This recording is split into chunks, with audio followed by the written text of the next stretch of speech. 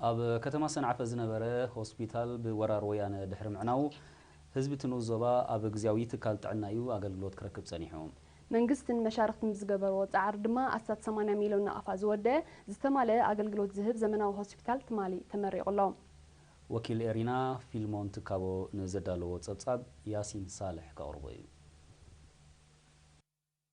መንግስት ኤርትራ ምስ ኤውሮጳው ሕብረትን ፕሮግራም ልምዓት ውድብ ሕብራት ሃገራትን በመተባበር በአስታት 80 ሚሊዮን ናቅፋ አብ ከተማ ሰንዓፈ ዘስርሖ ዘመናዊ ሆስፒታል በ10 መስከረም ተመሪቁን አገልግሎት ድሉ ኮይኑ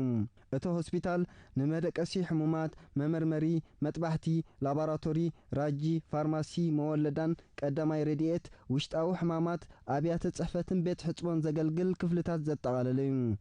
ኣብቲ ጸሓፊ ግደፍ አቶ አልአሚን መሐመድ ሲዕድ ዝርከቦም ሰበስልጣን መንግስትን ግንባርን ከምኡን መሻርክትን ነበርቲ ከተማ ሰንዓፈን ዝተረኸብሉ ስነ ስርዓት ሚኒስተር ጥዕና አሚና ኑር ሁሴን ኣብ ዘስምዖ ጠቃል እቲ ሆስፒታል ብቑዕ ጥዕናዊ አገልግሎት ንምሃብ ዝተማልአ ናውቲ ሕክምናን ካልእ መሳርሒታት ጸዓትን ዝዓጠቐ ምዃኑ ኣብሪሃም እዚ ዝምረቕ ዘሎ ዘመናዊ ሓድሽ ሆስፒታል ሰንዓፈ ብተበግሶን ሓልዮትን መንግስቲ ኤርትራ مسناي دقف إيروباوي حبرات إيو كم أون تكال حبرات هاجرات يندفي زتهانس أخوينو بوحلن هنساوي سرع كوبانيا سجنن بقرمن فولين ديزاين مكتتالن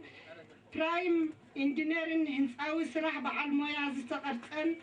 إذي هوسبيتال نختري أوزدن نحلنا زقسن بخلن تنوت عناوي أقولقلات نايمهاب ملو عقمي زلو زتمالئ ناوتي حكمنا مسارحن عطيقو كالا أقدس عبيتي ناوتي كم جنريتر صحاوي صعات وزته تمالي قلن وكل عقم سب تواريدلن زمرق زلو تكال إيو ኣብ ከተማ ሰንዓፈ ዝነበረ ሆስፒታል ቦራር ወያነ ድሕሪ ምዕናው ህዝብን ዞባ ሰንዓፈን ከባቢኣን ኣብ ግዝያዊ ትካል ጥዕና አገልግሎት ክረክብ ምጽንሑ ዝሓበረት ሚኒስተር ኣምና እዚ ሕጂ ተዋዲዱ ዘሎ ሆስፒታል ንዝጸንሐ ጸገማት ከቕንጥጥ ዘለዋ ጽኑዕ እምነት ገሊጻ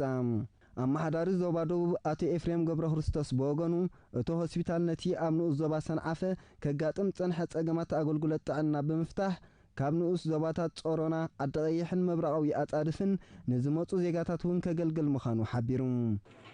ስራሕ ህንፃ ሆስፒታል ሰንዓፈ ብኽልተ ገጻት ተታሒዙ ጸኒሑ እቲ ቀዳማይ ገጽ ኣብ 2008 ጀሚሩ ኣብ 2011 ተዛዘመ ኮይኑ እቲ ካልኣይ ገጽ ድማ ኣብ 2012 ክሳብ ዚ ግዜ እዚ ማለት ቀዳማይ መንፈቅ ናይ 2015 ክቅጽል ዝጸንሐ እዩ ኩሉ መሰናኽላት እናተኣልየ ኣብዚ ሕጂ በጽሕዎ ዘሎ ደረጃ ክበጽሕ ክኢሉ ኣሎ ንኹሎም ኩን ንክኸውን ዝጸዓቱን ዝሰርሑን ድማ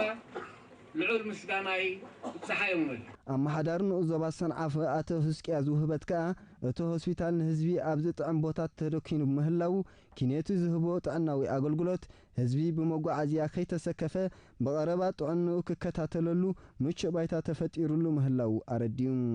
ኣብ ዞባ ደቡብ ሓደ መወከሲ ሆስፒታል 4 ሆስፒታላት 2 ኸማዊ ሆስፒታላት 9 ጥዕና 46 መደበራት ጥዕና 3 ትካላት ክንክን አደን ህፃንን ከም ዘለው ሰነዳት ሚኒስትሪ ጥዕና ያመልከት ካብ 6 ክሳብ 19 መስከረም ኮንጎ ብራዛቪል ኣብ ዘእንገደቶ ግጥማት መላ አፍሪካ 2015 ኣብ ናይ ፍርቂ ማራቶን ተዓዋቲት ወርቅን ሓስን ሜዳልያታት ዝኾነት ሃገራዊት ጋንታ አትሌቲክስ ኤርትራ ኣስመራ ኣትያ ኮሚሽነር ባህልን ስፖርትን አምባሳደር ዘመደ ተክለ ኣብ ትናይ መቀባል ስነ ስርዓት ኣብ ዘስምዑ ቃል ኣብ ግጥማት መላ አፍሪካ በኤርትራውያን ስፖርተኛታት ዝተመዝገበ ዓወት ንዕቁር ዓቕሚ ኤርትራ ኣብ ስፖርታዊ መዳይ ዝፈተሸን ብሉጽነት ዝተንጸባረቐሉን ምንባሩ ጠቂሱ እቲ ግጥማት ንኻልእ ዝዓበየ ብደረጃ ዓለም ዝካየድ ስፖርታዊ ውድድራት መዳለዊ ክኸውን ከም ዝግባእ ኣዘኻኺሮም ፕሬዚደንት ሃገራዊ ፌደሬሽን አትሌቲክስ ኤርትራ አቶ ልዑል ፍስሐ ድማ ማሕበረሰብ ስፖርት በሓፈሻ አትሌታትን አሰልጠንቶምን ድማ ብፍላይ ብዘካይድዎ ዘሎ ሓያል ጻዕሪ ስም ኤርትራ ኣብ ዓለማዊ ስፖርታዊ መድረኻት እናደመቐ ይኸይድ ከም ዘሎ ገሊጹ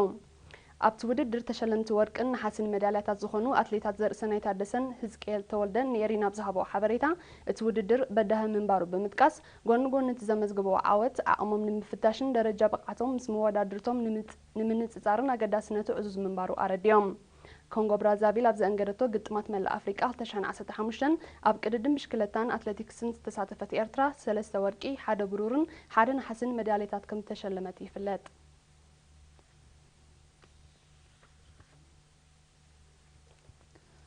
ኣብ ንዞባ ሓመል ማሎ ህዝብን ኣባላት ህዝባዊ ሰራዊትን ናይ መጋሃጫ ቦታታት ንምዕቃብን ንምምዕባልን ማእቶታዊ ንጥፈታት የሰላስሉ ኣለዉ።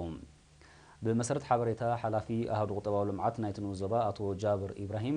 እቲ ኣብ መፋርቕ ወርሒ ነሓሰ ዝጀመረ ማእቶታዊ ንጥፈታት ምስራሕ ቅናታዊ ዛላታትን ከትርታትን ምኹዓት ጎዳጉድን ምትካል ፈልስታትን ዘጠቓለለ ኮይኑ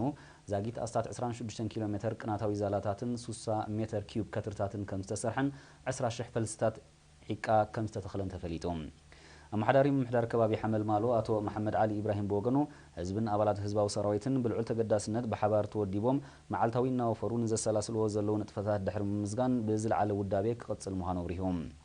ተሳተፍቲ ብወገኖም እዚ ዓመት መፀ ዝስራሕ ማእቶታዊ ንጥፈታት ከባቢ ብምርጋሕ ሓፈሻዊ እቶታውነት ኣብ ምምሕያሽ ዓብዪ ተራ ከም ዘለዎ ተገንዚቦም ዝጀመርዎ ዕማም ምዃኑ ብምጥቃስ ብልዑል ወኒ ክዛዝምዎ ምዃኖም ገሊፆም።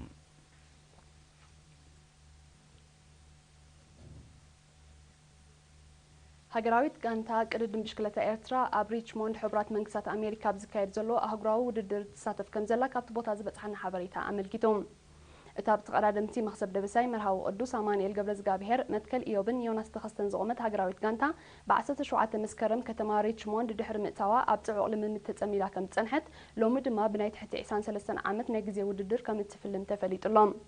እዚ ከምዚ ኢሉ እንከሎ ካብ ኖርዝ ካሮላይና ከምኡውን ከተማታት ሪችሞንድን ከባቢኣን ዱርሃይም ባልቲሞርን ዋሽንግተን ዲሲን ካልኦት ከተማታት ሕቡራት መንግስታት ኣሜሪካን ዝመፁ ኤርትራውያን ንሃገራዊት ጋንትኦም ደገፍ ንምሃብ ኣብቲ ናይ ውድድር ቦታ ተረኺቦም ከም ዘለዉ ተሓቢሮም። እቲ ብ20 መስከረም ብናይ ጋንታ ናይ ግዜ ቅድድም ዝጀመረ ውድድር ሎሚ 21 መስከረም ናይ ትሕቲ ዕድመ ናይ ግዜ ቅድድም 23 መስከረም ናይ ውልቂ ናይ ግዜ ቅድድም 25 27 መስከረም ድማ ናይ ጽርግያ ቅድድም ከሰላስል ምዃኑ ሰሌዳታ ውድድር የነጽር።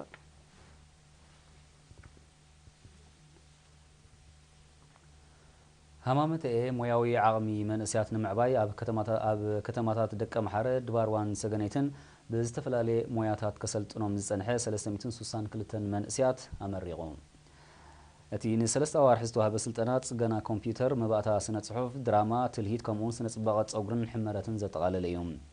ቦምበር ሃማመቴ ኣቶ ሳልሕ ኣሕመዲን ኣብ ዝተረኽበሉ ብ17 መስከረም ኣብ ከተማ ሰገነይቲ ኣብ ዝተኻየደ ስነ ስርዓት ሓላፊ ሃማመቴ ዞባ ደቡብ መንእሰይ ግርማይ ገብሩ ኣብ ዘስምዖ ቃል ለውጥን ምዕባልን መሰረቱ ትምህርትን ስልጠናን ስለ ዝኾነ